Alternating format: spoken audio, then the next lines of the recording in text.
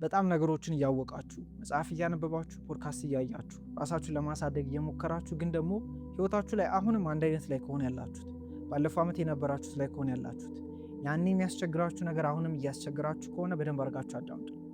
ምክንያቱም እያወቁ አለመተግበር እያወቁ አለመቀየር ልምድ ይሆናል እና ከሆነ ጊዜ በኋላ አዳፕት ታደርጉትና በምን መርካት ትጀምራላችሁ? በማወቅ ብቻ ትረካላችሁ። ምንም አትተገብሩ፣ ምንም ለውጥ አይኖራችሁ። እኔም የእናንተ ቦታ ላይ ሁኜ ስለማቅ በደንብ አድርጋችሁ አዳምጡኝ፣ መፍትሄ ያካፍላችኋለሁ። ሁሌ እንደምነግራችሁ አንድ ለአንድ ኮቺንግ የሚፈልጉ ሰዎች ዲስክሪፕሽን ላይ ባለው ኮንታክት አውሩኝ። ቴሌግራም ላይ ኦር ዋትስአፕ ላይ ክራይቴሪያውን ልክላችኋለሁ። ዝግጁ ሆናችሁ ሰዎች መጀመር ትችላላችሁ። ወደ ቪዲዮአችሁ ስንቀጥል ብዙ ሰው በጣም ብዙ ሰው ያውቃል። ስለ አእምሮ ታውቃላችሁ።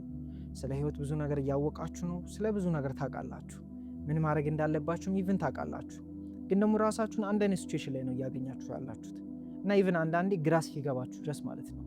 እኔ ግን ምን ሆኜ ነው ማለት የሆነ በጣም የተለየ ከሰው የተለየ ችግር እንዳለባችሁ ሊሰማችሁ ይችላል።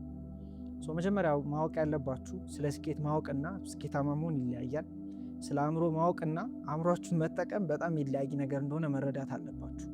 ለምን እኔ ኦልሞስት 4 ዓመት 5 ዓመት አካባቢ በጣም ብዙ መጽሐፍ ነው ማነበው። በጣም ብዙ ስላችሁ በጣም ብዙ ማለት ነው። በጣም ብዙ ቪዲዮዎችን ኦዲዮዎችን አዳምጣለሁ። በጣም ጎበዝ ነኝ፣ መሰራ አይነት ሰው ነኝ። ግን ደግሞ አልቀየርም ነበር ማለት የሰዎችን ስም ብጠይቁኝ፣ የመጽሐፍ ስም ብጠይቁኝ ብዙ ስም ልነግራችሁ እችላለሁ። ስለ ብዙ ስኬታማ ሰዎች ብዙ አይቻለሁ። ግን ደግሞ ህይወት ላይ እንዴት ነህ ካላችሁኝ ብዙ ነገር ሞክራለሁ። ግን ደግሞ እየሆነልኝ አልነበረም። ለምን ካላችሁኝ እንዳልኳችሁ ነው። ማወቅና መኖር ስለሚለያይ ማወቃችሁ ስኬታማ እንድትሆኑ አያግዛችሁም። የሚያግዛችሁ አይደንቲቲያችሁን መቀየራችሁ፣ ማንነታችሁ መቀየር አለበት። አሁን ባላችሁ ማንነት የፈለገ አዲስ እውቀት ብታውቁ አትቀየሩ።